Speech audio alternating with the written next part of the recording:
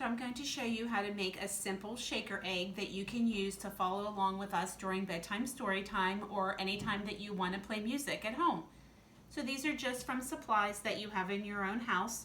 I have 2 pieces of tin foil, 2 rubber bands. You can also use string or elastic or anything that you have at home.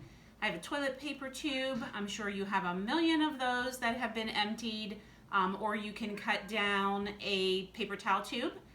I have Sharpies and pens, but you can use crayons or markers or anything to draw. And then I have beans, but you could use rice or anything that would make a noise when you put it in your tube. So we're just going to get started with the paper towel tube. I have tin foil that I have folded in half to make it a little bit stronger. Just stand up your tube and put the foil over your tube. Make sure it's nice and flat on the end. And then you're just gonna wrap your rubber band a couple times around to make it really nice and secure. And then if you have any hanging down, you can just fold it up so that you have room to decorate and be creative with your shaker. So then it's time to fill your paper towel tube or toilet paper tube with beans. So I'm just going to use 2 scoops. You can use however many scoops you want. You can experiment with this too, because the amount of beans you put in will make different sounds in your shaker egg.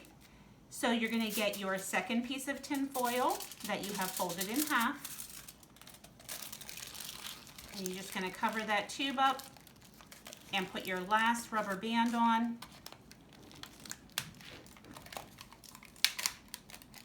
And again, you're going to move that up so that you can be creative and decorate and add some color to your shaker. So as you can see, I drew a little flower and I'm going to continue decorating my shaker, and I hope that you will decorate yours and join in with us. So this is what mine sounds like. So when we do our shaker songs or any songs during our bedtime story time, you will have your shaker to shake along. Just a note to parents, if your child is under the age of 3, I do recommend that once they use the shaker that you put it in a safe location in case it would break. They wouldn't get a hold of anything that was inside. Okay, I hope you enjoyed this little video.